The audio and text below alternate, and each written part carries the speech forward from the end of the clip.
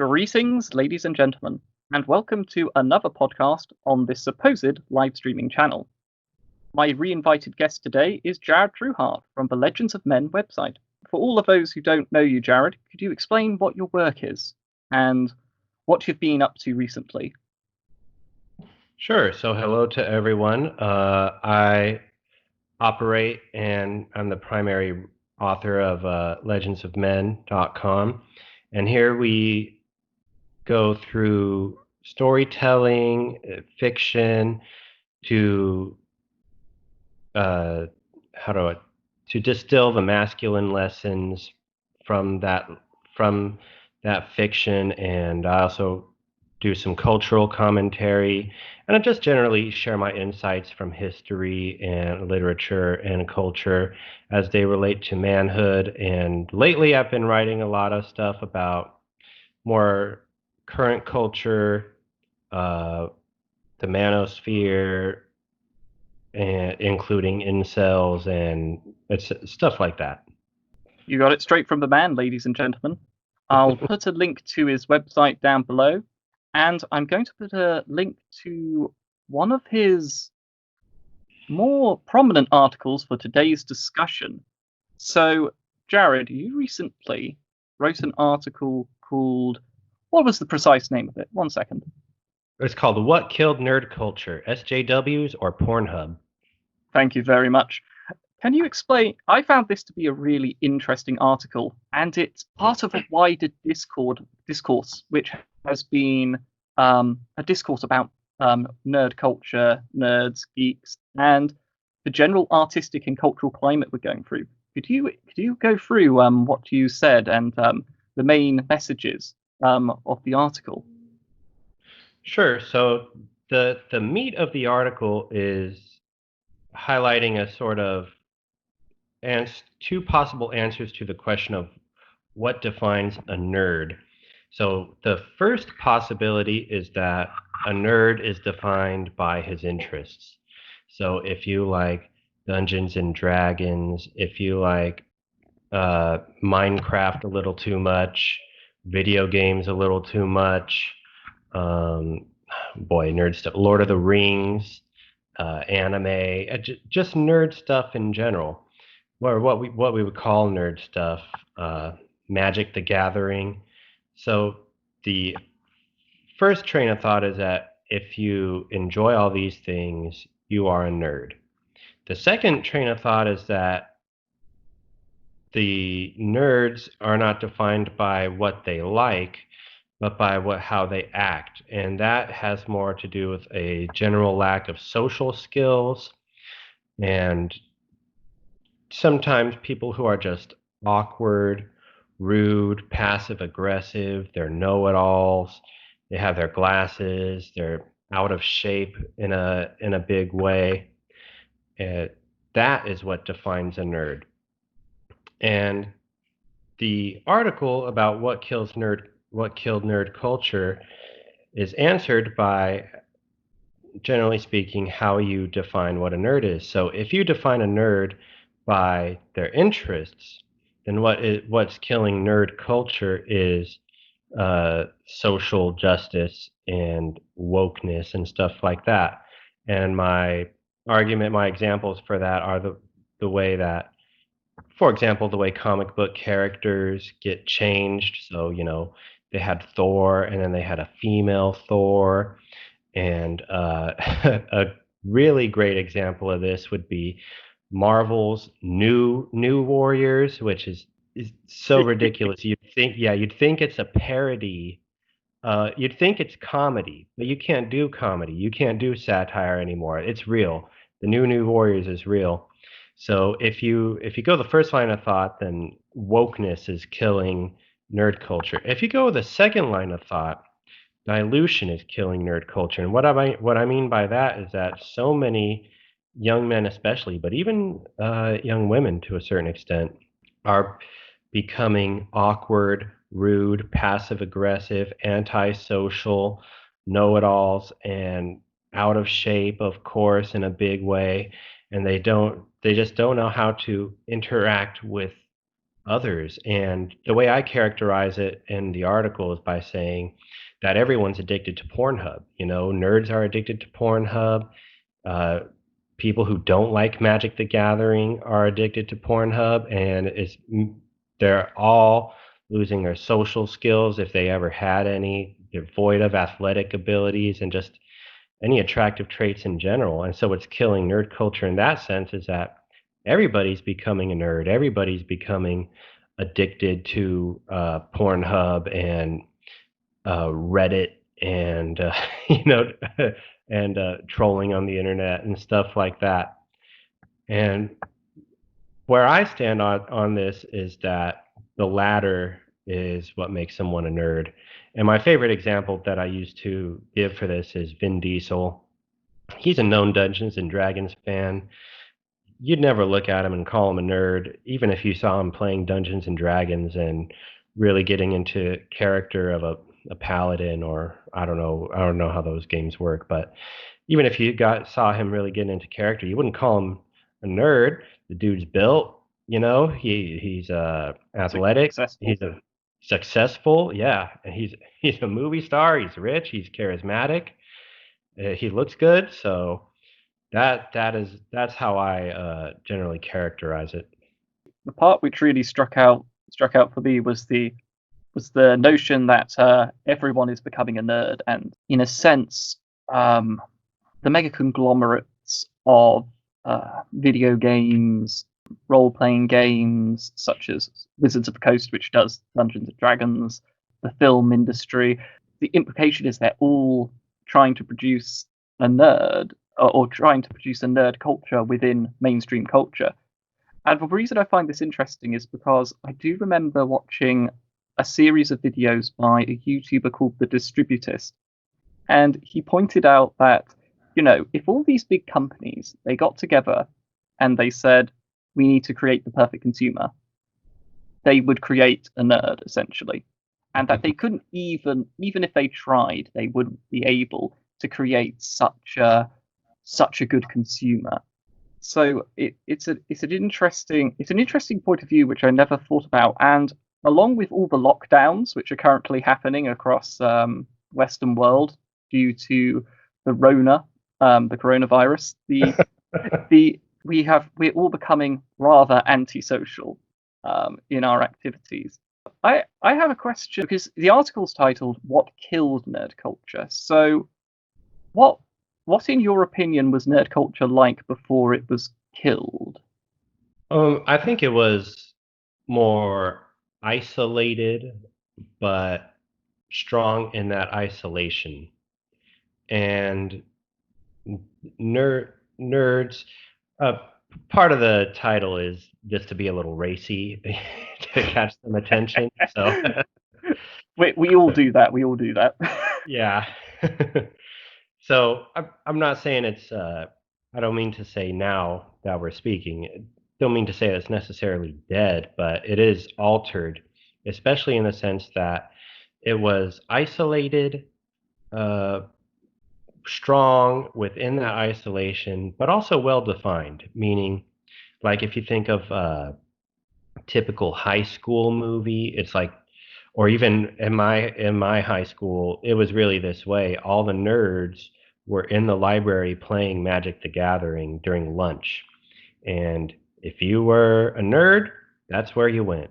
And some of the uber nerds sat at a different table so they could play Yu-Gi-Oh instead of Magic the Gathering, because I guess they kept it a little more real. But I forgot Yu-Gi-Oh existed as a card game. yeah. So it was more isolated and well defined in the sense that, nerds are over here, jocks are over there, and never do the two meet. And now it's not like that, because you can have a person who completely acts, behaves, has the attitude of one of those nerds of the past, but they don't enjoy any of the nerd interests. They don't enjoy comic books. They don't enjoy Magic the Gathering. They're just, I don't know. They masturbate to Pornhub too much, something like that. So that they, in essence, they are a nerd, but they don't share the nerd interests. On the flip side of that, you have plenty of people now who enjoy the Marvel movies and maybe even read some comics, but they act nothing like a nerd. So, these guys want to, there are some people who want to talk. I mean, I have a very good friend. He's very socially able, and he's got no problem making friends. But he'll talk your ear off about the Infinity War from the comic books and how the movies got it wrong. But if he tried to talk with one of those socially awkward nerds, it wouldn't work because the nerds are socially awkward and he's not. He'd just walk away and try and talk to a normal person. So I think the main difference is that it was more well defined than it is now. Now it's just you don't know who's a nerd, you don't know who's socially awkward, uh, but has never read Lord of the Rings, like that. I guess what's happened in my view is what was nerd culture, what was a subculture within a wider culture, has become mainstream, and in becoming mainstream, it has normalized quite a few consumer habits.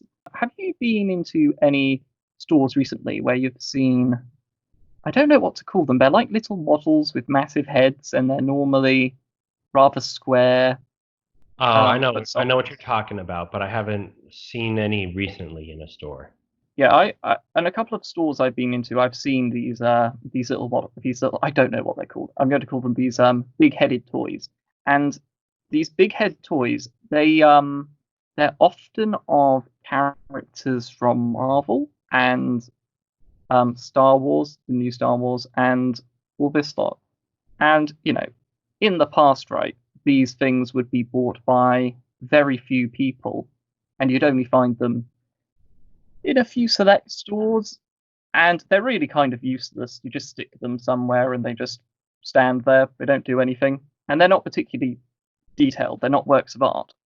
So they're not a good desktop ornament. But I've started seeing in people's vans, and haven't seen it in a truck yet, but in people's vans, I've been seeing more and more of these Marvel characters atop on the dashboard. You know, only 10 years ago, you'd never see that except for some, what you'd call an Uber nerd in his car, you'd see that. Um, but now that's becoming more mainstream.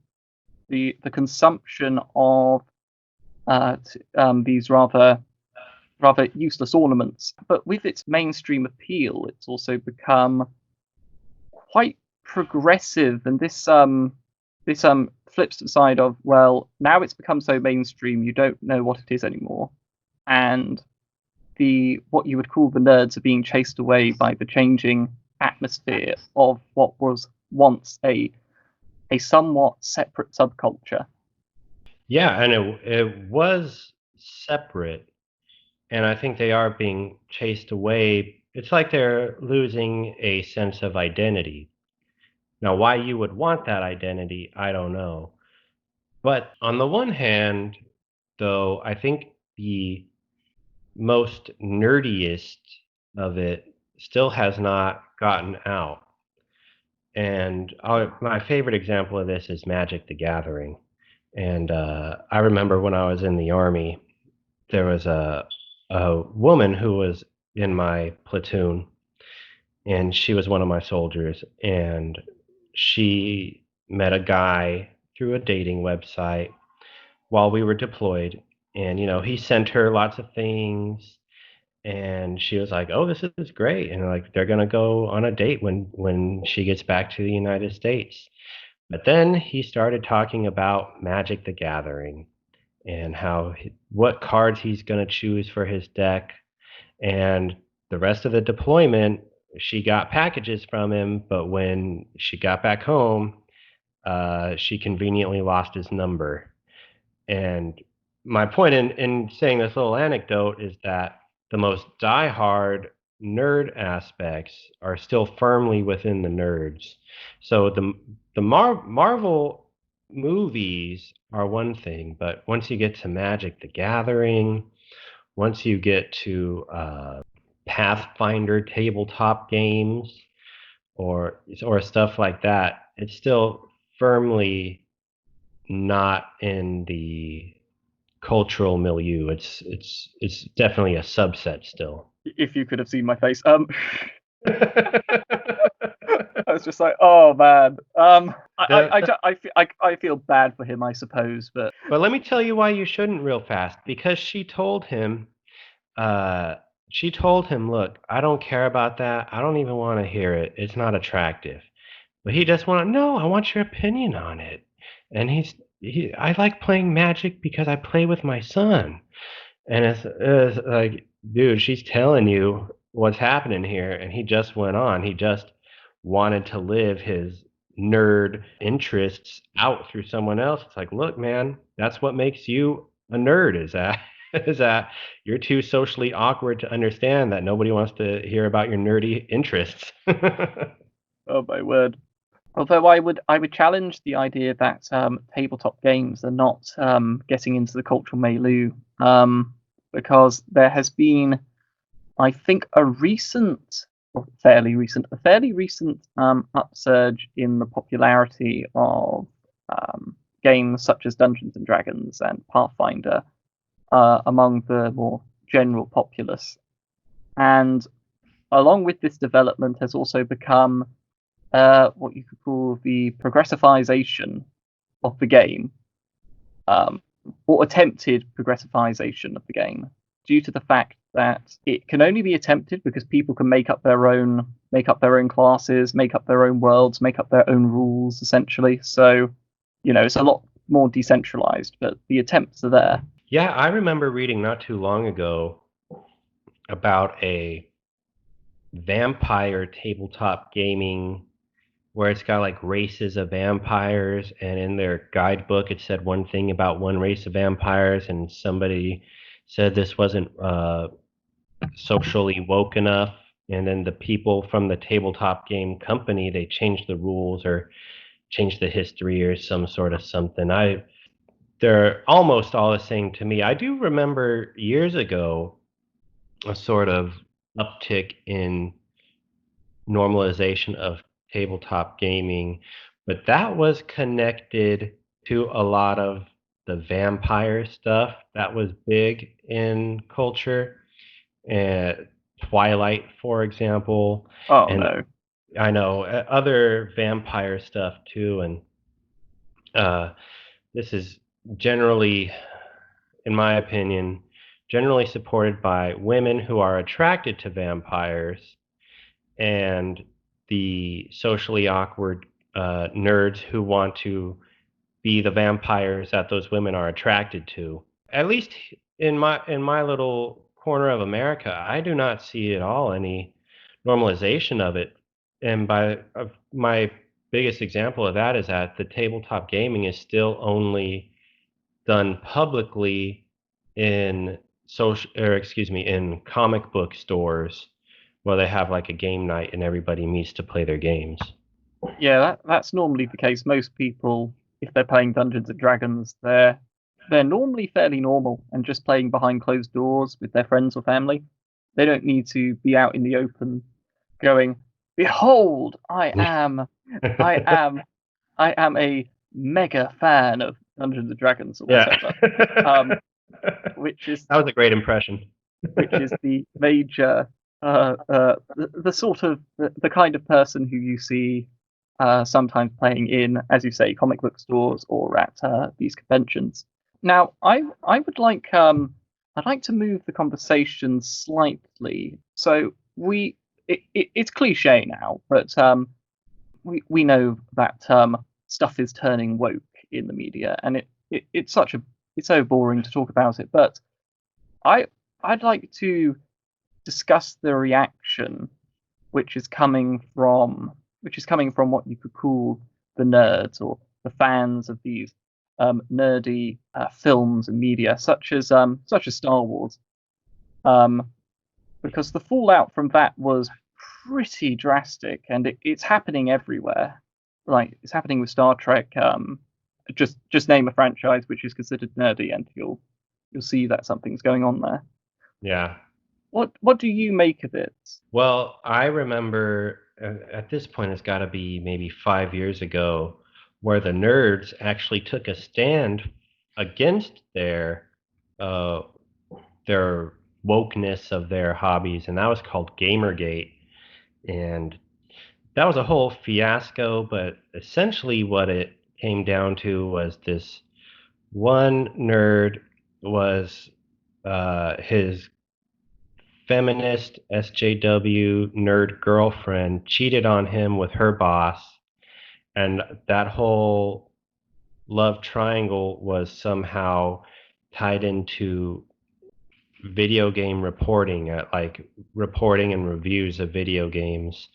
And the nerds were like, "We don't want that. We're not playing these games. Either report honestly without the wokeness, feminist bullshit, or don't do it at all." And that they took a stand at that point, but no more. It seems like you don't hear much about it, and you hear like some outrage.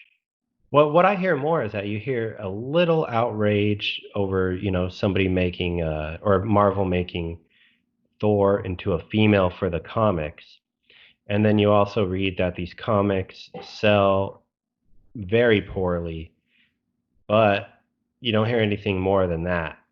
And yeah, that's the reaction I see. That it was stronger, and now it's not as strong. I think it's a good place to start with Gamergate. It's kind of strange. They didn't really care about politics or anything like that until essentially they saw the political forces going after their games. And then that was just too far. You could practically do anything. You could practically do anything, but you came for their games. You gotta draw the line. Somewhere. So inadvertently, I guess you could say they woke a load of people up. But you're right, because I've seen this so many times. If you want to see the non-stop complaint train and non-stop critiquing, you go to YouTube and you find YouTube critics who are anti-woke and not a lot else. They spend their time sort of reacting with with great passion against everything, pretty much, which they see as being progressive or woke. And it's the same type of format. It will be X was nice and original and good and apolitical, quote unquote, years ago. Now they're doing a reboot or a remake or a sequel, etc. And X variable in this is woke, or they did this. This is bad because why? And I wish politics would be out of this. And then I don't think I'll watch this in the video.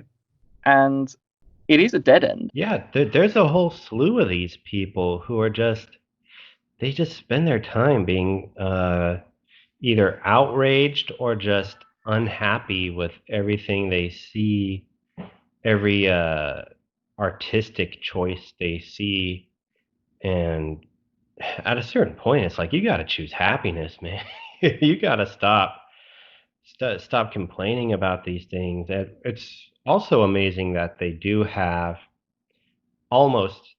enough to critique on that level. And of course, they're doing a lot of repetition. I mean, how many of these guys went on and on and on about the all-female Ghostbusters? And it's like, yeah, look, you don't have to do this. Just say it's horrible, move on, don't give them your money. And, the all-female Ghostbusters flopped, so good job. But these people, they just go on and on and on. It's like, you got to live happy, man. You're going to give yourself an ulcer. At best, because at worst, it would just kill their soul. I'm pretty sure of it. Because, I mean, this is particularly true of Star Wars now. I'm not sure if anyone detected this, but when I made and recorded my military analysis of The Rise of Skywalker, I was tired. I was really done with it.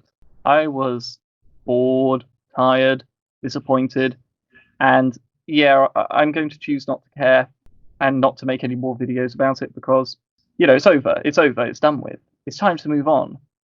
But I see now that everyone is still reacting to the latest progressive / woke thing that Lucasfilm is doing, and at a point you have to say, look, we all know that they're going to continue with this. They're not going to stop, and they don't Yeah. care that you're complaining.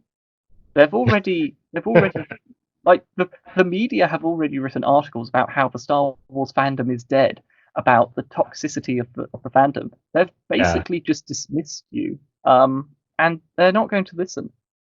But I mean, there is this. I think, unfortunately, for some of these people, there is a negative identity being built out of it, which is sort of like I'm the old vanguard of a previous era of Star Wars, which was great, which was apolitical, quote unquote, and glorious, and it had no plot holes and whatever. And now it has fallen, but I stand at my post rigid, and I stand to remind people what Star Wars stood for. And okay, but you know what I mean. And it's just a sad sight. I mean, Well, it's a serious decline. yeah, let me tell you one thing I remember before the most recent wave of political correctness was that there used to be a website that would point out all the inconsistencies in movies, good or bad, didn't matter. It was like all the plot hole, or just even like this object was here in a scene, now it's here in the next scene. What happened? And they would point out everything in a movie. And I remember they did this with The Dark Knight Rises. And I'm like, this was a great movie. Why are you doing this? Why are you pointing all the stuff out that I wouldn't have noticed as if it's important? And it's the same sort of, uh, how do I say it? It's the same sort of mentality of we're going to take something and we're just going to rip it to pieces, even though it might not deserve it. And so the out the YouTuber outrage over woke stuff, it's like, does the wokeness deserve to be criticized? Maybe, probably. But do you really need to go in depth this much and all the time? No, not at all. And there's something now, I think it's a wider cultural thing where pessimism and nihilism are seen as cool. And I remember one thing I learned in college from one of my professors is that, every young adult, they think they're cooler by not ever showing any excitement over anything, even when they should. And he's like, don't do that. Don't be one of those people who just says whatever to everything. And that's what people are doing now. And wokeness is their excuse to do it. But they'll happily take apart even their favorite movies, or even the good recent movies, just so they can wax nostalgic about the Goonies or something like that. I have seen that where, um, I mean, I think it's important that a film does not have plot holes, that it has continuity, etc. But I've discovered recently that it's rather shallow, and it's rather shallow analysis. It doesn't allow you to really assess a piece of work, because I was watching I'd say, some beloved films of mine recently, and I was noticing that there are parts of the plot which didn't logically follow, for instance, small things, not big ones. And as I was watching these films, I was thinking to myself, well, if I just limited myself and only assessed the worth of films based on stuff like this, you'd come up with a lot of false positives and false negatives. Yeah. Because let's face it, if you take many of the people who are responding to Star Wars, for instance, on YouTube, still responding to Star Wars, let's say, and will probably keep making videos on it for the rest of their YouTube lives. Yeah. I mean, there's worth in it. There's worth in it. Don't get me wrong, but I do have to question whether it's healthy. Anyway, their criticisms are rather shallow. So if we take, if we take The Last Jedi, let's assume, for instance, it had no military flaws, it had no logical errors, it had no continuity errors. It was a tight script, same story, same events, maybe slightly modified, but it's just completely the same. But you've gotten rid of the stuff which was just very salient and off-putting. Yeah. The film would still be bad, but the people who are criticizing it at the moment, they wouldn't even know how to respond to it. Because what I'm noticing is that they'll complain about something being woke or progressive, but they always stop short of they often stop short of saying that something woke or progressive is bad. It's just saying, I, by my principles, stand against this. Therefore, I dislike this film because of what it promotes. Most of their criticism on this front is like, oh, I want something apolitical, quote unquote. And the truth is, nothing's apolitical really when it comes to art and media. They don't seem to own the fact that they're actually being, somewhat conservative by saying, look, I don't want this new stuff in here. I want the old political and cultural order. But many of them are sort of professed liberal types, so they don't really have a basis to attack the progressive messages, but they do so anyway under the pretension that it's just because it's political and they don't like it. Yeah, that's absolutely true. Where they'll criticize the nerds will criticize the wokeness of something, of one of their favorite franchises or something like that, but only in the sense that it modifies the franchise and not for what it's modifying it into. So I can think of like when people criticized in The Last Jedi the pink slash purple haired Admiral Commander, I forget what her name is. Or Vice Admiral Holdo. And they were criticizing that she was there. And I think what they were criticizing was that they're shoehorning a feminist figure into the narrative. But they would not criticize feminism outside of the movie. They're simply saying, I don't want it in the movie. Keep it out of the movie. And that they don't seem to understand that if you are saying keep it out of the movie, you are essentially saying there's something wrong with it. Otherwise, what's the problem? And that's when you have to really dig deep, but they only do that surface level of keep it out of the movie.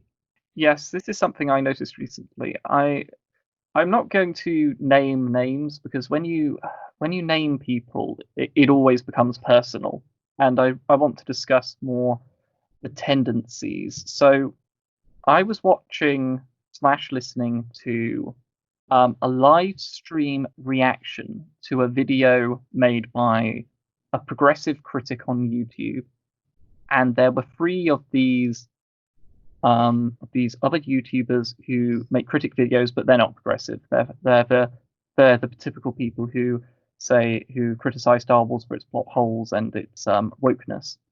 And they were responding to this progressive critic who was making a video saying how the new She-Ra, I think that's what it's called, She-Man, She-Ra? Yeah, anyway, She-Ra, She-Man series was really good. So this progressive critic was saying She-Man would have to be something else. Okay, so it's all right, She-Ra then. I haven't watched it. Original, new, I haven't watched it. So And the progressive critic was saying it was a good film, a good series, because it was filled with essentially woke politics. And being a progressive, he thought that this was a good thing, and he thought that this was moral. Essentially, he was making moral arguments for what was being seen. So, for instance, there were homosexual couples in this show made for children, and he was saying this was a good thing. Now, the responders, the counter critics, let's say, were not willing to say that it's a bad idea to promote homosexual coupling or homosexual relationships. They weren't willing, in a sense, to make a moral argument against what was a moral argument in support of them. So what they did was they sat there saying, but does this make sense in the context of the universe? And it's a bit like, well, I can see it on screen. The writers seem to have made dialogue which tells us that it's okay in that universe. So yes, it makes sense. As well, it's like, well, do we want children seeing this? And it's a bit like, well, unless you think it's morally wrong, why would you be against children seeing it? Yeah. Because the couples weren't doing anything, by the way. They weren't, as far as I can tell, they weren't doing anything. There wasn't anything extreme or vulgar. There were just homosexual couples in it. Yeah. So unless you have a moral argument against that, there is no way you can argue against it. And these critics, these counter critics, they deep down, they obviously think it's wrong, but they are unwilling, because of their liberal sort of framework, to stand against it. So they have a sense it's wrong, but their philosophy does not allow them to say it is wrong or that it shouldn't be promoted. So the best they do is they sort of skirt around the issue. And if you were a progressive and you were watching these guys, you'd just think, what cowards. Yeah, and it is absolutely cowardly. And it's funny because I read a review a little while ago of, there's a show on Netflix called Altered Carbon. And I read a review of season 1, and it was just like you said that progressive reviewer did. It was all on moral stuff. So there was one section of like gender issues. How does it do on gender issues? Are there enough heroines to hero ratio? And it was race. Is the cast diverse enough? LGBT issues. Are there enough gay people in it? And it almost had very little to do with the quality of the content. So on the one hand, it's judging things on a moral standpoint. And once you do that, I think you're almost in the realm of propaganda, almost. And I say that because you're not really judging something on its merits as what it is, but what it represents. And you could say this same thing in the opposite direction, where if you had a a movie that really highlighted traditionalism, but it was a really bad movie, but it highlighted traditionalism really well, and you gave it a good rating, it would be the same thing in an opposite direction. What the 3 YouTubers you mentioned are doing is that they're failing to say, look, this is a well constructed story without many plot holes. It's good as a story, it's good, but as a moral, it's bad. And they're afraid to do that. And I don't understand why, because I remember I reviewed a book for the site not that long ago called Death of a Citizen. It's a spy thriller book, and it's an American spy thriller book where a guy, he was a spy in World War II. He leaves the spy business after the war. He finds a wife. He has some kids. He works as an author of Western fiction, and he gets called back to be a spy, and he jumps right in, and he cheats on his wife, and he even though he's going through some sort of midlife crisis where one of his kids nearly dies, he decides that he wants to be a spy and that his true place is cheating on his wife instead of being a happy family man. And I gave this book a bad review because I said, although the writing is competent enough and although the story is what it is, this is just a bad moral. How could you possibly want the hero to succeed in this case? I didn't want him to. So you can you can separate the moral from the quality of the story, but in the end, you need to make a choice. Is it good? Could you really recommend it? Is it just pure entertainment, so to speak, like what people say the old Pulp Fiction stories were, or is there something more there? And you need to decide about what that something more is. I agree with your statement that you can separate quality of writing from the actual moral message or the implicit moral messages. And I actually did read that article of yours. I was like, seriously, somebody wrote a story where the hero is cheating on his wife and abandoning his family. I, I, That series had something like 20 books. It's very highly rated, and I read the first one. I had the first three books in the series. I read the first one, and I got rid of those three books because I said, I don't want this character to win. I could imagine maybe he gets back to. I mean, I'm probably hoping too much, but maybe he in throughout the books he learns the errors of his ways, and the author makes a point about how bad this type of behavior is. But I'm getting the suspicion it's not that type of book series. I don't think so at all. And in the article, what I do is I contrast him with the better originator of spy espionage fiction, James Bond. And James Bond is never deceitful. The American this series, by the way, is called Matt Helm. So Matt Helm, he deceives his wife, and he's going through a midlife crisis. James Bond never does anything like that. He doesn't have to deceive anyone. He's a spy. Everyone knows he's a spy. Everyone knows what he does. He doesn't break hearts through deception in that way, and he's not going through a midlife crisis. So that's what James Bond is the much better character, if just to contrast the two. Yes, he's not married, and he's not. He's a rampant fornicator, but he's part of that is his work for protecting the country and its dirty work. He isn't married, so he's not cheating on anyone. I did read a book about some actual double agents during the Second World War. Um, Fornication was often a means to get information. So, although James Bond glamorizes it, there is truth to the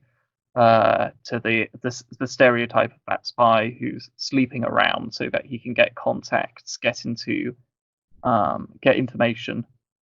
Absolutely, and I'm not saying I would want my kids to grow up to be James Bond or anything like that, but given the story, and there's still a sense of honor in that he's not forming a relationship where he he knows he's gonna have to sleep around to get information as a line of his work. So he's not gonna be in a relationship and still have to do that. And in the movies, at least, I haven't read many of the books, but in the movies, at least, when he does want that with a woman, he's like, I'm out of the spy business. So, there's some sense of integrity there. Yes, which is strangely absent from the book you were describing. So but getting at trying to get a bit back on track, he Yeah, the he morals. Separate the yeah, morals from the story. yeah, separate the morals from the story. The problem is when it comes to what we could call nerd culture, they they don't have they don't have a philosophy for fiction. The bottom line for them is, did I enjoy the story? And everything else is essentially ignored. So they don't like woke or progressive politics in their work, in their beloved franchises. Not because they're willing to voice particular objections against it, moral objections or political or philosophical objections, although some of them do, they they're mainly just against it because they see it as politicization and they're not comfortable with it. They're not comfortable with the politics. They don't want to be challenged on these philosophical and political fronts. But on the other hand, they're not actually willing to push back. They're just willing to use the catchphrase, keep the politics out of my games, keep the politics out of my videos. And I don't sense that any of them have, or many of them, I should say, I don't get the sense that many of them have sat down and gone, actually, what is art supposed to do? What is its reason? Why do we have it? And what makes it good and what makes it wholesome? I feel a lot of them have stopped at, well, I want the plot to make sense, for one. I want the characters to be likable, and I don't want any politics which challenge my views too much. Well, I think that they can't analyze the morals of the stories they enjoy, because if they were to do so, it would reflect something in themselves that they don't want to see. I wrote an article a ways back called Four Ways the Marvel Movies Are Porn for Soy Boys. And Heck of a title. yeah, I really try and make them eye-catching. So what I do in the article is I try to explain that the nerd fantasy is that somebody who is in no way cut out to be heroic very suddenly gains heroic qualities. And there's a few, without having to do much, without having to really strive or grow as a person. And so the first example of this is Captain America, where he's just a scrawny person and he's brave. You give him that, he's brave, but he's just incapable. But he gets a serum, and all of a sudden he's a hunk with six-pack abs, and also he's very attractive, and also he's he's a superhero. Just like that, you get the serum, you're a superhero. And so he didn't have to bulk up, he didn't have to drink his whey protein powder, which is something that nerds know they should do, but they never do. But they're still heroes, and that's the fantasy. And on that same note, but a different character, Tony Stark, he's Iron Man. What is he? He's a software or hardware engineer. How do I say it? He's in love with his own intelligence, and he's a jerk, and he's a great software hardware engineer. But that does not a superhero make. Yet in the Marvel universe, he's a superhero. And that is part of the fantasy, which is that you don't have to work, you don't have to strive, you don't have to sweat to grow to be who you to be that to gain those heroic qualities. And I think the Marvel universe, the best example I could give is that in the Marvel universe, in a good story, the character, he can't overcome the evil he needs to overcome. So he has to grow. And in the process of growing, you're left in suspense. Did he grow enough? And then by the end, it turns out he did grow enough. He defeats the evil. He wins the day. In the Marvel universe, that never happens. If they grow, they don't grow enough. They don't succeed in that way. The way they succeed is by adding another superhero to the group. So they don't win on their own merits. They just combine forces. Hey, let's get another superhero, and then they win. My favorite example of that is Thor Ragnarok, where Thor grows, but he doesn't grow enough to beat the bad guy. So instead, he decides, well, I'll just blow up my own planet. They don't grow, and that is the nerd fantasy, which is that you can be something special without growing. So they cannot analyze the morals of their stories because it would force them to face something that they don't want to face. I want to add two more examples to your thesis. So the first is Spider-Man. Spider-Man is in the films, and as far as I'm aware, in the comics, he is a normal secondary school teenage student and gets bitten by a spider, gets superpowers, and that's basically it. With his superpowers, he decides to rock and roll and take down vigilantes. Um, his story has some tragedy to it, though, and that's because his uncle was killed in cold blood, but he just gets the superpowers essentially. And as to your statement of how they need to get another superhero to help them, Age of Ultron is a good example of this. I can't remember his name. Um, The speedy guy? well, they get the Speedy guy, and they get the Scarlet Witch character, and then they get uh, this other character who's a robot with an Infinity Stone in his head, but I can't remember his Oh name. yeah. Okay, I know Uh, who you're talking about.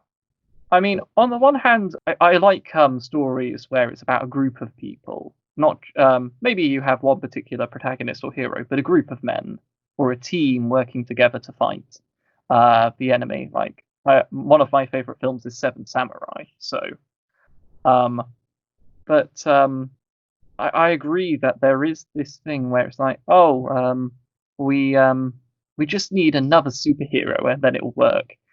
I mean, even Avengers Endgame sort of had this with Captain Marvel, um, Yes. saving them at the end of the day, essentially. It's like, hmm, why did it have to be Captain Marvel though? Yeah. No one's favorite superheroine. But it's funny that you say that they don't want to look at it, look at the morals or the messages because they might have to face something bad about themselves. Because on the one hand, these guys also really well, some of these guys really like Star Wars, and one of the things I find interesting about a lot of the praise directed to the original trilogy is the idea of the hero's journey or Luke growing as a character um, because Luke does have to grow to achieve his destiny. But maybe there's a disconnect here. Like they sort of, on the one hand, they can talk about development and growth for Star Wars, um, not see it, not see how this isn't replicated in the Marvel films, and then somehow are unable to continue the analysis and then go, hang on a minute, maybe there's something stories should do, um, like some sort of moral imperative, but they don't seem to think that way. I think it's a blind spot. I think so too, and I think there's also something with Star Wars with yes, the original trilogy was definitely a hero's journey, and Luke Skywalker grows, and it's part of the reason why it's just a great story that people still enjoy. But if you notice, Luke's journey is that he becomes more in tune with the Force.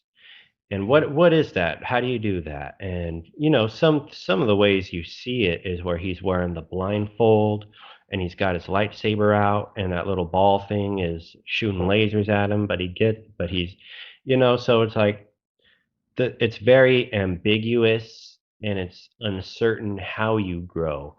And I'll contrast that with um pretty much every Rocky movie.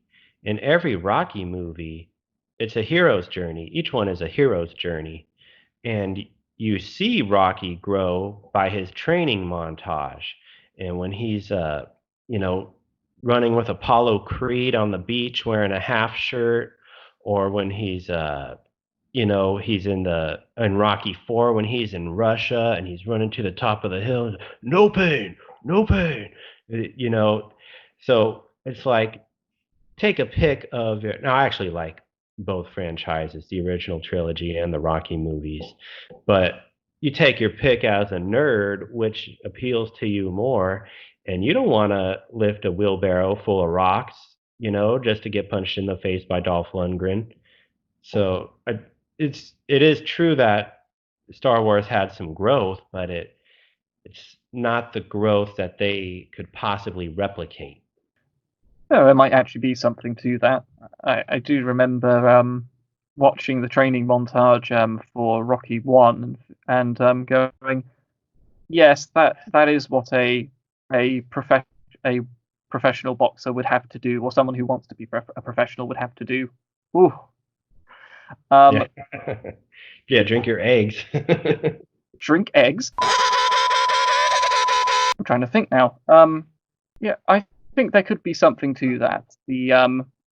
The idea that the force, because it's more ambiguous and it's not so physical, that it might appeal more to people who are not inclined towards exercise, or who kind of don't want to face the reality that to be dangerous, you're going to have to be fit, essentially, and you've also got to learn how to throw a punch at least.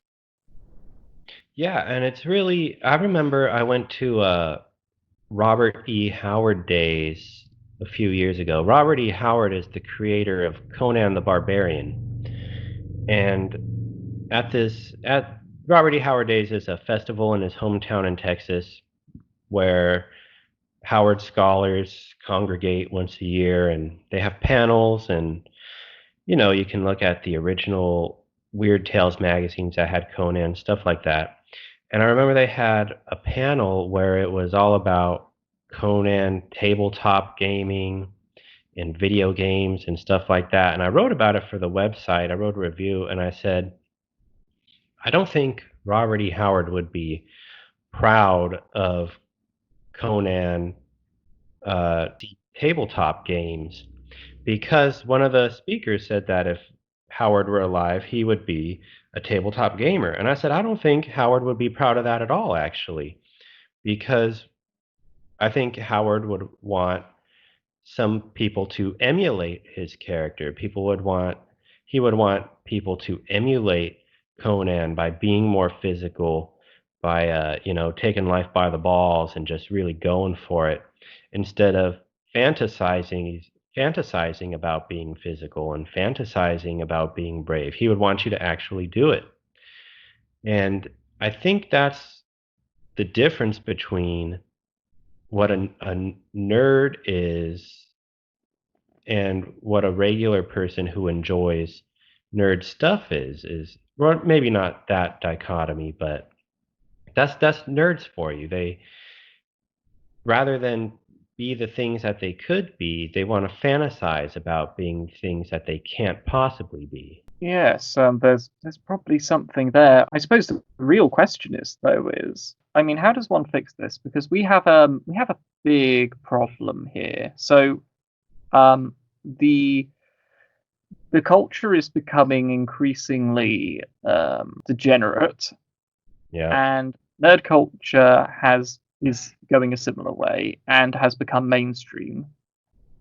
And we have like people are pushing back against this, but their critiques are shallow, at least in the nerd sphere, as we might say, and they don't have any they don't have any deeper critiques, and I don't think they really know how to make art which could replace what is being lost or what's being perverted. Nerd culture sort of it critiques and complains near endlessly, But it doesn't but create. no, it does not create. And I was watching a video where some guy who was saying that every frame of pause, which is this live stream reaction group led by a YouTuber called Mauler who react to all this progressive and woke stuff and try to debunk it. He's saying this is good, but it's not a creative unit. We need creativity. So the question is, how should one try to facilitate, enable, help, lead a sort of a decentralized creative movement, or art creation? Geez, that is so hard right now because on the one hand, one thing that's good that's happened because of the internet is that gatekeepers are gone, which is to say that if you want to publish a book, you can write a book and publish it. You don't have to get it through one of the big publishing houses or any publishing house and deal with their edits. And you don't have to accept that if they want to make your book more politically correct, that they will. You don't have to do all that. On the bad side, that comes at a cost, though, which is that you're in competition with so many other people. And even though yours could be head and shoulders above all of theirs, nobody necessarily knows that. The cream does not necessarily rise to the top when the market is so saturated. So it's like, how do you create a movement? Well, you almost have to create a company, and then you don't create, you just uh, distribute what other people create that's good. And that can only go so far. For example, Castalia House from Vox Day does that. They're not huge. They're a good size, but they're not huge. And I've heard that his fantasy books are as big as the Game of Thrones series, but much better. But it's like, well, Game of Thrones is on HBO, and you're not. So it's like, it's how do you? I think the only way really is to you really have to do less decentralizing actually, because how do you get something that's good into people's hands? It's very hard. It's especially to get a something that anyone can create, because anyone can write a book, and it doesn't have to be good, but you can still put it out even if it's bad. So you need a company to sort out what's good and bad first, and then people can go to that space to know what is good and bad. That's the only way I could do is actually to decentralize it less at this point. Actually, that's a good point. I think critics can help by trying to read stuff which is, or watch stuff which is out there but may not necessarily get attention, and then just do reviews of it. That's one way people such as myself could be of assistance. At the end of the day, you need something sort of on the streets, or sort of some big institution, a recognizable brand which promotes stuff. The problem with that though, and it is a good idea, is that you can almost imagine that if it's publishing, distributing, drawing attention to anything which is not politically correct, that it is going to be just bombed by the system. Potentially, yeah. Castalia House has withstood it, and Fox Day put out, the books Social Justice Warriors Always Lie, and the sequel, Social Justice Warriors Always Double Down. And he's withstood, but then again, he's not big enough. And there might have to be some balance where it's not the big. I think it was it big seven publishing houses from New York. Maybe not them, but maybe there's a big 40, and somebody, and where you know where to go to find something that you're going to enjoy that's not politically correct, but that is still good quality. And I think there's some sort of balance there, but too decentralized and nothing really rises because it's saturated. And if it's too centralized, then too few, or how is it, too few people are deciding what gets seen, and you're reliant on what they want you to read or see. So there's got to be a balance there somewhere. That's the only way I could imagine it. Because one thing though is that I don't think we are lacking for creators. I think we're more lacking for people who can guide those creators to be better and then subsequently champion those creators to get what they're creating seen. And that is the harder part. I think that's what's needed. Yes, it's also a thing of having something physical out there. So nearly anyone could produce some film, low budget, of course, and put it on YouTube, BitChute, etc.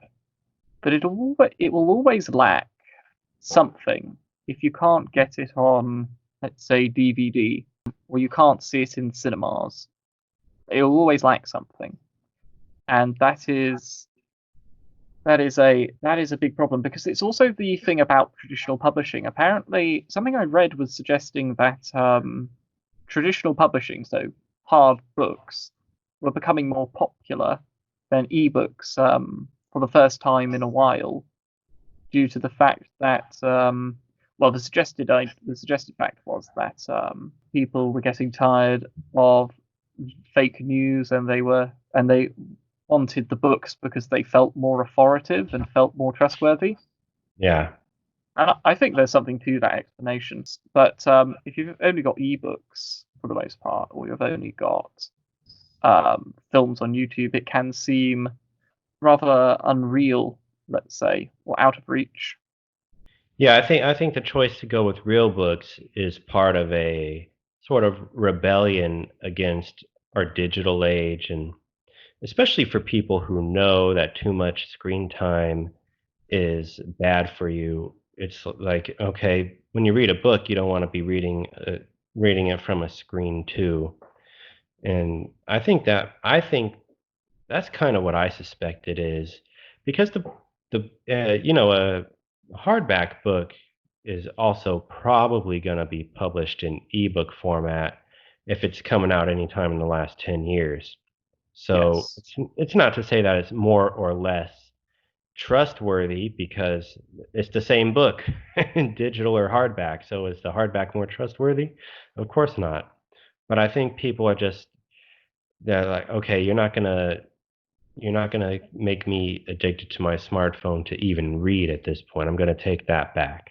I'm optimistic and hopeful, but on the other hand, I am looking at this situation going, well, there are a lot of challenges, and there's sort of no obvious forerunners. There's no obvious leaders for this type of thing. No, because the big publishing houses from New York, they're legacy companies. They've been around so long, and just about any company that's gonna be big enough to make a difference isn't going to be new.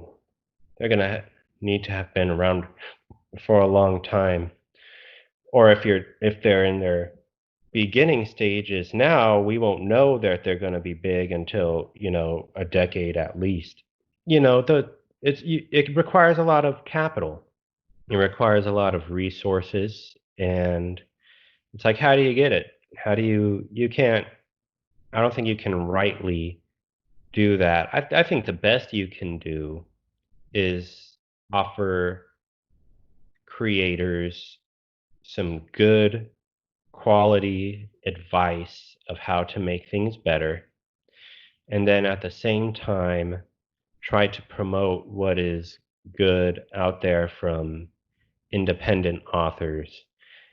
And at the or at the individual level, I think that's the best anyone can do who's not a creator. If you're creating, take the good advice and use it.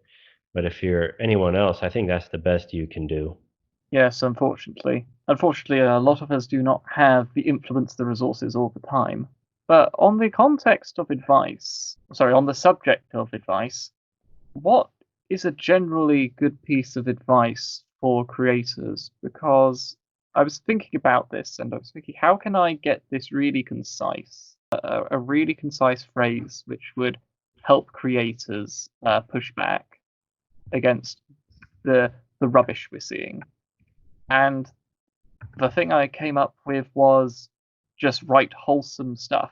My only problem with that would be that wholesome has a connotation to it, which is that like it's almost rated PG.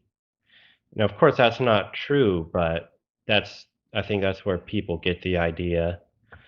But I think you have to pick a moral that you want to represent. You know what? This would actually be a good time for us to slightly change topics, and I'll answer that question by kind of asking, what is art? And the ancient Greeks, they had a conception of art called mimesis, which is essentially imitation. It's an imitation of life, but it's not a direct imitation because life is often boring or uneventful or mundane. Mimesis is a imitation of life, but it exaggerates some aspect to the point where you can draw a moral or a lesson from it. And that aspect can be exaggerated any number of ways, even into science fiction and fantasy. So I think creators who understand what art is, that it's imitation, but it's also an exaggeration to the point of something that is kind of unreal or surreal or super real, supernatural, then if you start from there, you can kind of work your way backwards to what you've exaggerated. What moral do you want to say? How do you exaggerate it? What will logically flow to show it? This is a nice concept. Could you give an example? Yeah, so I think the Iliad would probably be a good one that comes to mind, because if you think about it's imitating the art is in the imitation of war, but the exaggeration comes when the gods aid the warriors to be exceptionally brave, or in some cases when when the warriors are too brave and the gods have to step in to hold them back. And the exaggeration here is what they can do when they're what they can actually do on the battlefield, and that's being exaggerated so much to the point where it's it's not real. That you can't kill a god even by definition, right? But on the battlefield, you can, if you are fierce enough and if you're courageous enough, you can wound the god. And this is that courage, or that fierceness in battle is what's being exaggerated, and that's part of the moral of the story, is the behavior of how men should behave. This would also apply to the speeches as well, because the speeches given by quite a few of the characters, most notably Nestor, they're long, they're elaborate, and by all accounts, you would never speak with that type of language in the middle of a battle. But it happens, and it's, as you say, a type of exaggeration to sort of highlight the power of words and of rhetoric and knowing how to speak properly and to say the right things to inspire confidence and courage. It's funny you say that, because I just read recently that the Iliad represented a big leap in understanding reality, because it moved from a sort of life as randomness to life as rational deliberation.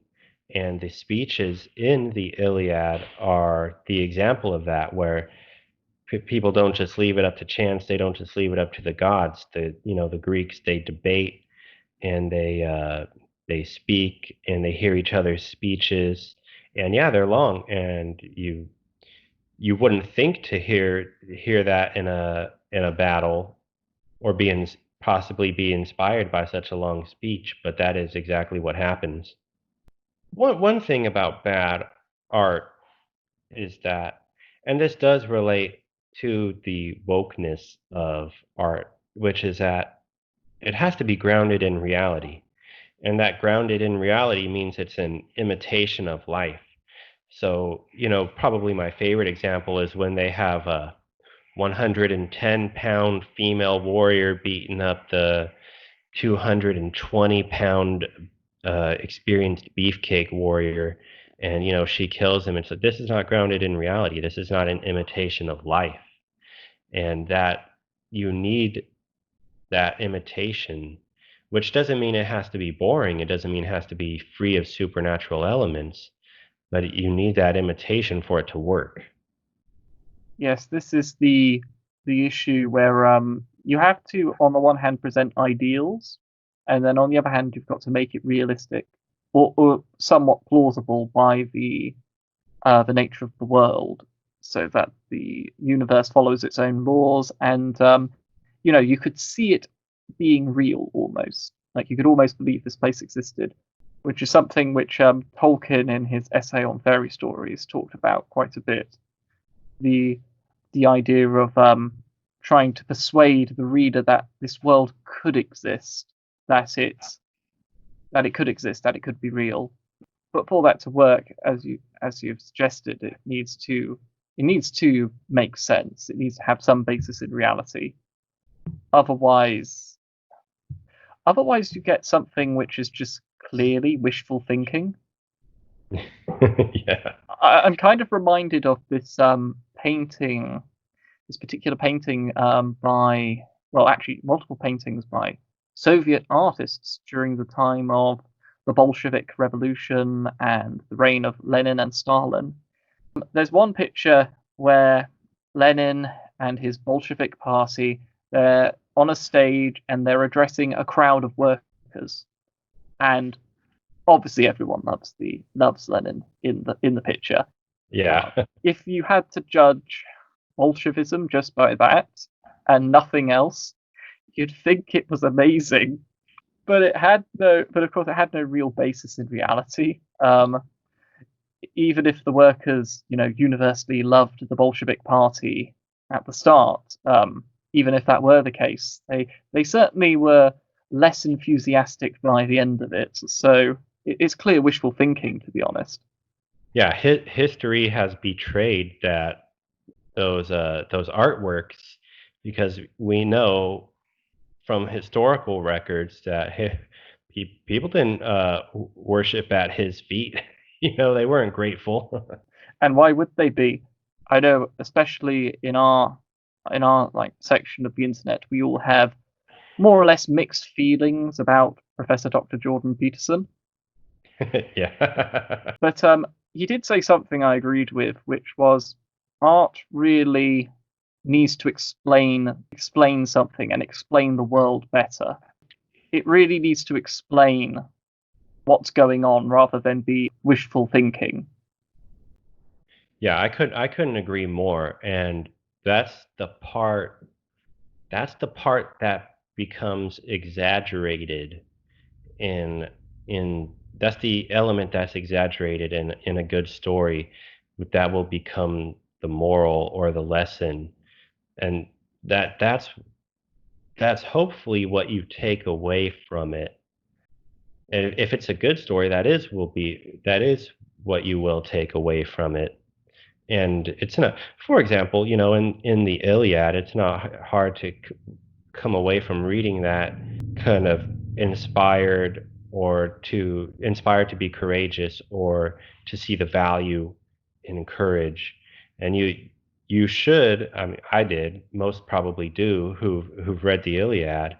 They're super psyched about it, about the idea that you could bring a city down with just your strength put into action. So I think he's absolutely right in that. It has to explain something. It should be a should, not necessarily. Well, it can be an is, but a good moral will also have a should, in the sense that you should. This is right, not just this is what the world is, but this is right. That's how I always take it. It's definitely a good thing you said that, because the progressives do this, and both the sort of Star Wars nerd types do this. They often will point to what happens in the real world, and both sides will use it as an argument as for why they should be allowed to do certain things. So I'll give you the examples. So one of the things a progressive might say, for instance, is, look, we should have homosexual couples who have adopted children in films and in media because they exist. And the Star Wars nerd types don't tend to like that. But they're not willing, as I said, to make a big moral case against it. But on the other hand, a lot of the progressive types don't like idealized female forms. So they don't like it particularly if you have a drawing of a woman with a hourglass shape, or they don't like it if actresses with that body type are cast in films, and they'll say it's a bad thing. And then the centrist anti-progressive types will go, well, these women actually exist in the real world. Aside from the progressives, they don't argue as to why they should be in stories. They just say that they exist, therefore you can put them in. But that doesn't really tell you anything. It doesn't really act as a guide, because lots of people exist, lots of things exist. That doesn't necessarily mean you should put lots of different things in your media. It is an is, it's not an all. Yeah, it's a poor argument that they make, that the world is a certain way, so we should portray that. Well, this completely depends on the context of the story, if it makes sense to portray that. And this is one of the reasons why I don't like at all when they put like gay couples in kids shows. It's like, yeah, do gay couples exist? Yeah, they exist. I know they exist. I'm not ready to have the argument that they shouldn't exist, mostly because I'm not educated enough on how to argue that. But should they be in a kids show? Absolutely not. Because kids don't need to know that. Kids don't need to ask that question. They don't need to learn that. It's a should. Yeah, they exist. They should not be in kids shows, though. As a Christian, I'd go further and just say, if you're going to have these type of characters in your fiction, you should not be promoting it. This is my reason for being against this type of thing. It's not that it's politics, quote unquote. It's just that I see it as morally wrong. No progressive will ever agree with me. But for me, it's the only honest argument you can make against it, because otherwise you're doing what those three counter critics were doing, which is skirting around the place, desperately pulling at the seams to see if there's something in the story which they can use against it. And I see that as not being honest. Well, here's a question for you: Is portrayal the same as promotion? Almost certainly no. So if you because there was a kids show here in America called Clarence. I would let my kids watch it. It was no big deal. It was a fun little show. Kid named Clarence. He farts. But Clarence's friend has lesbian parents, and they're not shown often, and they're not shown in any. I don't think they're shown in a bad way. They're not shown in a great way. They're just shown. They're just shown. They're just portrayed. So it's like, is that portrayal a promotion? And I think whether it's a promotion or not, I still don't think it belongs in kids shows, even though lesbian parent couples exist. I don't think it belongs in kids shows because kids don't need to know about that. You're sort of robbing them of a certain innocence of the world that should be explained, I think, when they're older. There is the big question of when is it appropriate for someone to know about these things. It's also the same thing with when do I tell them about the birds and the bees? There's that element to it, and I would be pretty hardcore and just say, well, I don't think either negative or positive portrayals of this type of thing are appropriate in children's fiction. if this is going to be explored, then it needs to be explored in more adult fiction, and I think it would be immoral to promote it. I agree with all that. I think it is. I agree with all that. And not only that, it's like just the notion that you need to represent something is, I don't know. I don't want to say it's ridiculous. European government system, parliamentary systems, they're very different than American ones, especially on the continent where if you have a certain percentage of Green Party voters, then you need to have a certain percentage of Green Party legislators, even though they never win. And in America, it's so the opposite of that. It's like if we have a Green Party that's 2% of the population, they'll never get any representation in Congress. So it's like representation, just representation based on what exists is I think so foreign to storytelling and even life in general that it doesn't need its own champion. Representation of that sort doesn't need to be championed. Yes, it's funny you mention the proportional representation systems of multiple European countries on the continent. They their parliaments tend to end in gridlock. Yeah, the American system is no better. I don't think any of us were under the Yeah.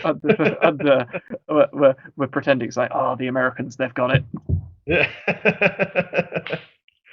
There's probably no perfect system, of course, but it just, in terms of art, you may want that in your reality. You may want representation in your reality, but not in your art, because the art, like you were quoting Professor Dr. Jordan B. Peterson, which is always funnier if you say the whole thing. It is actually. Art should explain something, and I go a little further and say it should tell you a should. It should give you a moral, and even when it doesn't, maybe it wasn't necessarily written with that in mind. When I see something that is very successful, that has stood the test of time, I always look for it, and that's one reason why I look at the Conan stories and I say there's something there, because Conan's been around for almost 100 years now. Why is he still so popular as a character? And it's because he's presenting a should of some sort that connects with you. Like, yeah, I should be more masculine, or I should be stronger, or I should be braver, something like that. Your typical literary critic. Oh well, that's just pulp fiction. That's not real art. The supposed real art, it doesn't last more than a couple of years, and the pulp fiction is still standing. Um, and this is like Conan the Barbarian, and this is why I made a serious video trying to explain what was going on with anime women and their appeal, because it's easy to brush aside stuff like that and say, oh, it's just not high art, and we only focus on the high art. But if something's popular, you really do need to investigate it and be honest about what's going on. I couldn't agree more, and that was a great video. I watched it recently.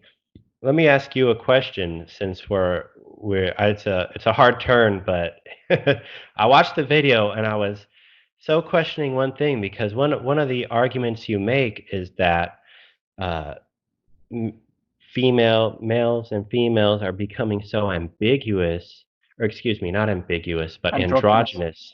Yeah, they're becoming so androgynous, especially in fashion and body type, and you could really see that with obesity. And the anime females are distinctly feminine in, even in an exaggerated way, to the point where the hourglass figure is out of control. One thing I thought about with that is that with the anime characters, from the neck up, it is often so hard to tell if a character is a male or a female. Don't you think from the neck up they're still so androgynous? It depends on the anime, but yes, generally speaking, there is a lot of truth to that. It's often with the high school type animes or the secondary school type animes and the just any anime which has teenagers. Because what tends to happen, it's a convention in anime where and manga where um, there's a sort of androgynous facial state for teenagers and for children.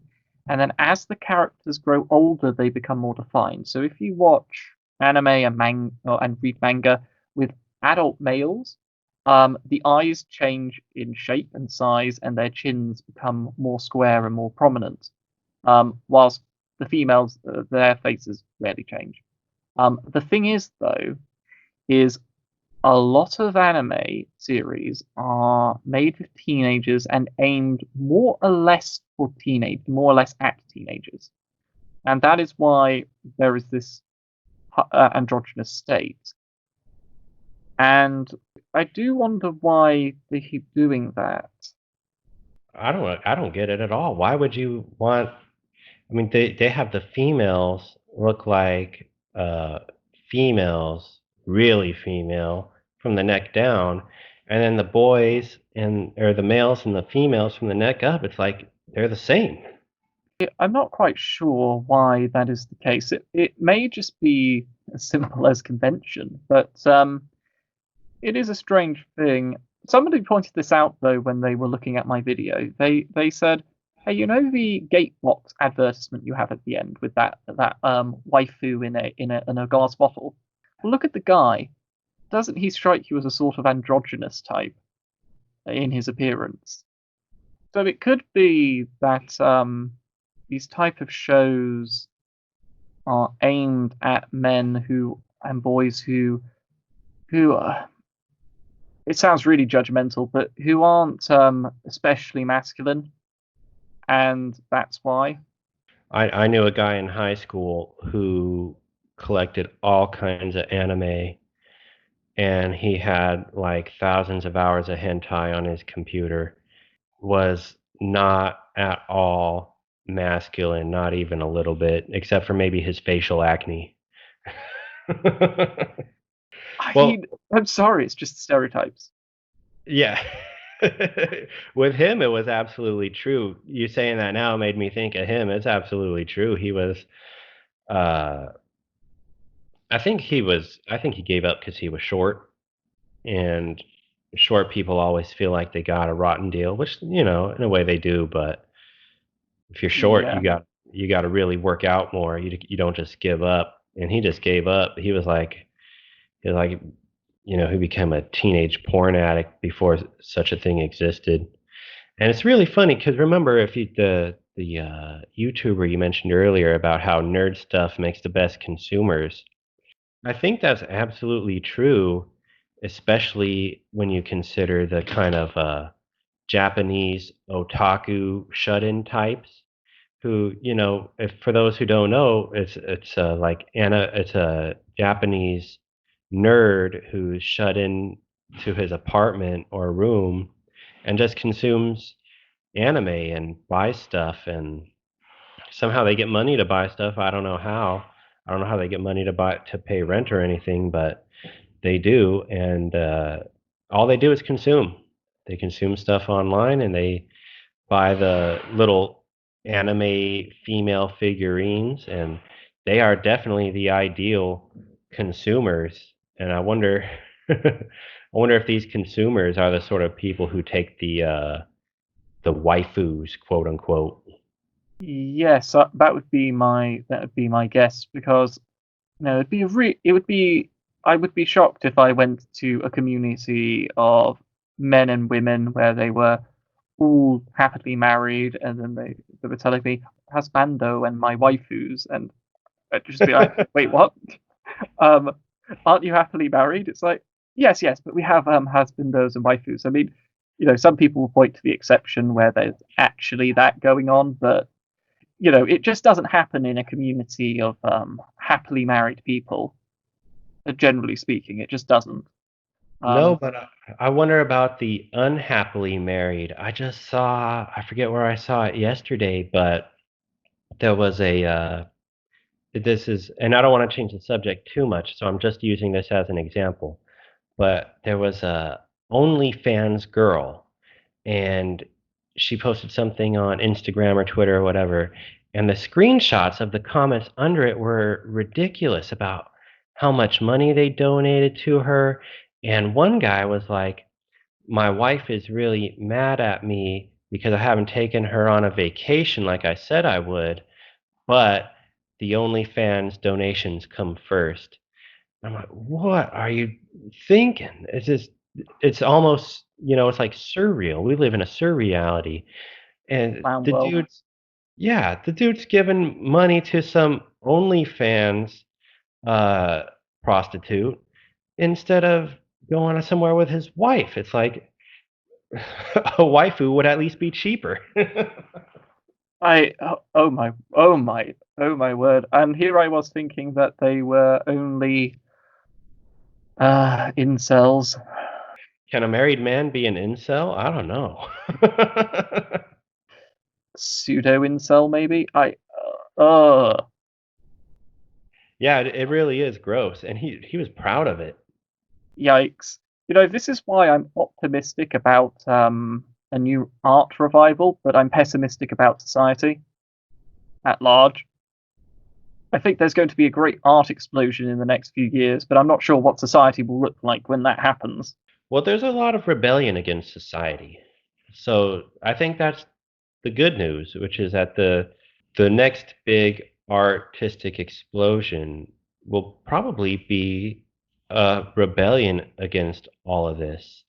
And it will be you think about visual media like paintings and how, well, I mean, there's such diversity, but what's promoted as great is, look, it's complete garbage. It's art in name only, and it's not art by an artisan. Whereas once we rebel against all this, you're gonna see, something akin to a Monet, or a Michelangelo, stuff like that again, or maybe even just a little modernized, like whoever the next Frank Frazetta is, and that's just in the realm of painting, and we could have a great art explosion that's a complete rebellion against the only against the OnlyFans incels. The only fans of the world. One can only pray. The thing is, actually, what was I going to say?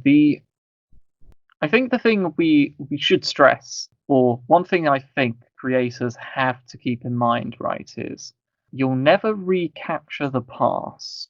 This does not mean that we won't be able to take good ideas, good traditions, wholesome values from the past and apply them to the now. But they won't have the same realization even if we take them forward. One thing to caution about is trying to recapture, oh, I don't know, the 1950s. The 1950s aren't coming back, but you could create something quite good and quite new and quite wholesome for the future. Because I feel that there is this trap where people are like, well, if we could just try and get, I don't know, 1950s suburban America back, it would be glorious. And I hate to tell everyone that that's not coming back.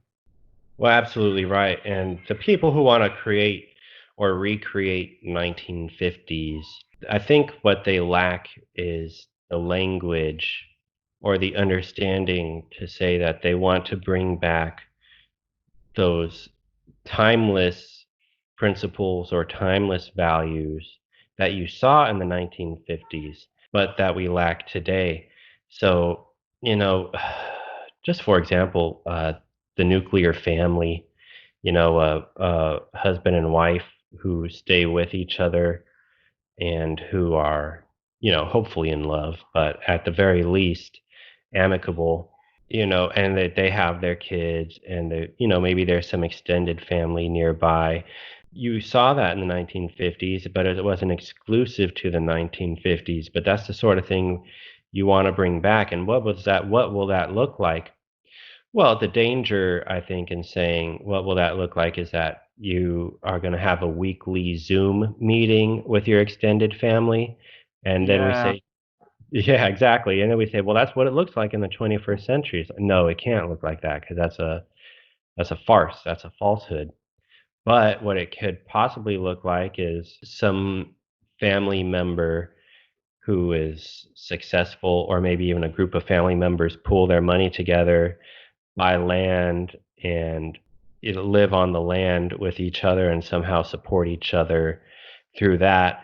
That's just a possibility. It's just an example of one way that could be recreated into something new. It wouldn't be 1950s suburbs, but it would still be the timeless family values that we long for. One thing I've been writing about a lot lately and I've been thinking about is how, as men, especially in America, our life course our prescribed life course takes us away from everyone who cares about us.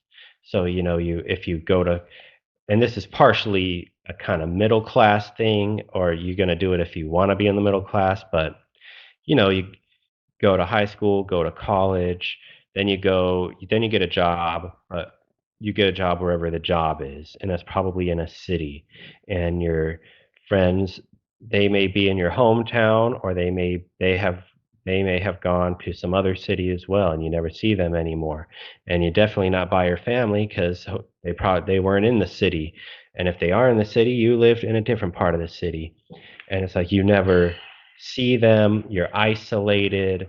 If you're a guy, you get a girlfriend. It's like, who is this girl? She has no social ties to you.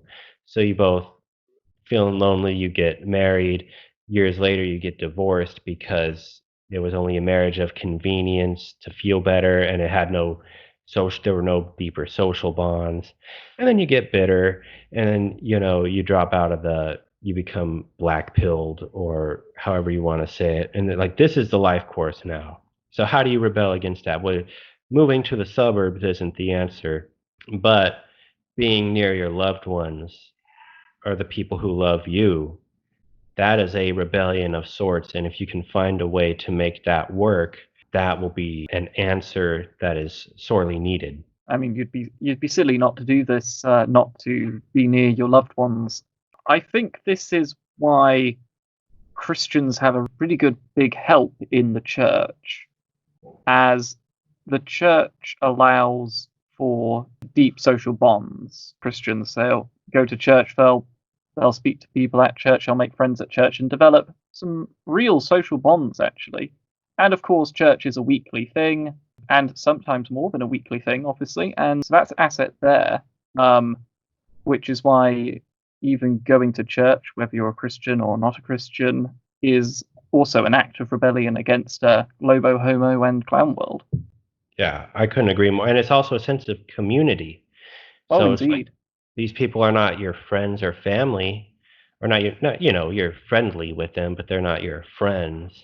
And they're not your family, but they're your community. They're your people. And the one of the other great things about that, about a church like that, is that if you're all in the same church and you can come back, maybe you go to college, but you come back, you go to church, maybe somebody can get you a decent job that in the church. And what happens is, without a sense of community, you're sort of high and dry. And that's why you're forced to go to a city and get some unpaid internship while you look for a paid job, and it just starts the whole downward cycle. And then you're sat there thinking to yourself, oh, I have no friends, I have no social bonds, I have no wife, I have no girlfriend. I'll buy these anime products. That will make me feel better. Yeah, or you become addicted to porn because you're so lonely, and it's like a quick way to it's a quick way to satisfy a biological urge, but it's also sort of uh, self-soothing or comforting in a way where you're comforting yourself, as perverse as that sounds. But you find some sort of comfort in it, in, I don't know, watching porn girls. And that's definitely true of something like OnlyFans, where you interact with these porno girls and then you really feel, or you not really feel, but you get more of a feeling of connection, even though it's completely a complete facade.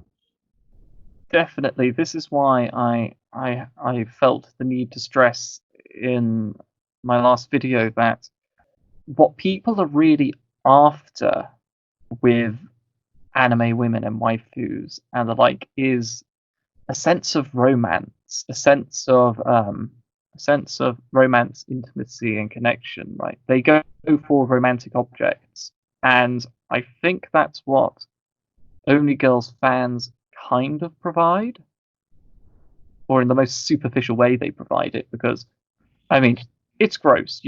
Some guy he sends money, and then she'll go, "Oh, thank you. What's your name?" And then the guy feels vindicated for a girl just reading his name.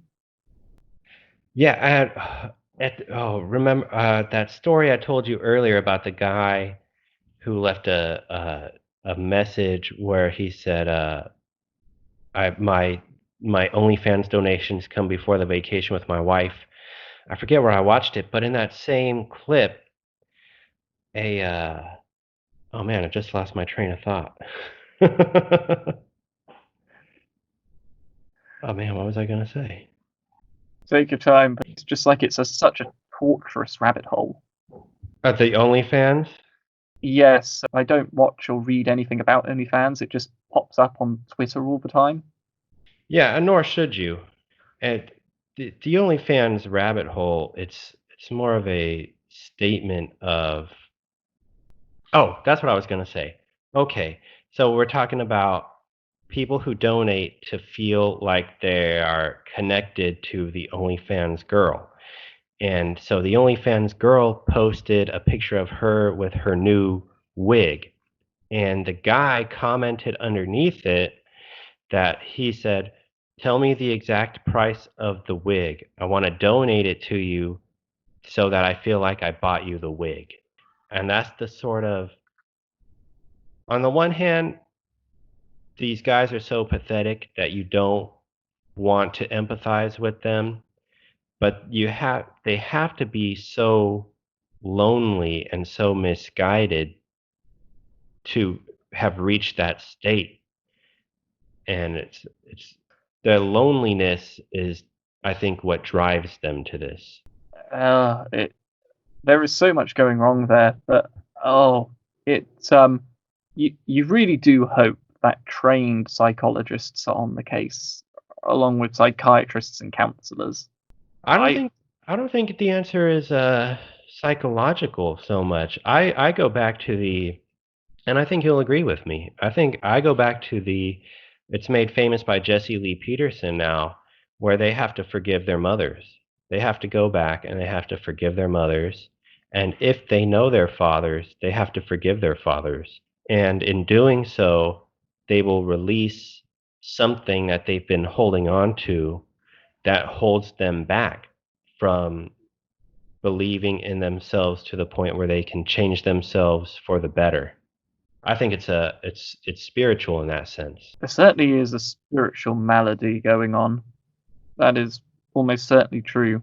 So your proposition is that these guys they've had bad upbringings and bad parents, and they're allowing that to dictate their lives essentially, and that they can only progress, sorry, if they forgive. Yeah, absolutely. And I highly suspect that the vast majority of these guys come from single mother households where they were not taught masculine ways or how to, or held to any standard. You could think of, especially since we were talking about nerds earlier, you could think of your typical nerd body type who's just really fat and poorly groomed, and a single mother could let a child get away with that, but a good father would never let a child get away with that. And I think that's what's happening. And so they have to overcome their mother's spirit, and to use Jesse Lee Peterson's terms. And I came to this conclusion before I ever knew who Jesse Lee Peterson was, but especially for my own life, because I had a lot of problems with in my 20s, and as soon as I started fixing things, I forgave my own mother, just because I felt like I needed to. And your life changes. And once you stop identifying your problems with your mother, once you forgive her for that, you can take control of your problems. You can acknowledge them and you can begin to overcome them. But as long as those problems are part of your identity because they're part of your parentage, I don't think they can be rightly overcome. We've been going for 2 hours now, and I think that would be a good place to stop simply because it's so wholesome. Yeah, I like that idea. It was a great conversation, I think, all around, and we touched on a lot of topics. That's what happens when you freestyle. Do you have I didn't any? expect it to. I didn't expect it to go to OnlyFans. When I heard it mentioned, I was like, oh no, this is going to be a topic, isn't it? Do you have any final statements before I wave us out? If you can, I publish 2 to 3 articles a week on Legends of Men, and so check them out. Well, ladies and gentlemen, thank you all for listening. I hope you all have an excellent day.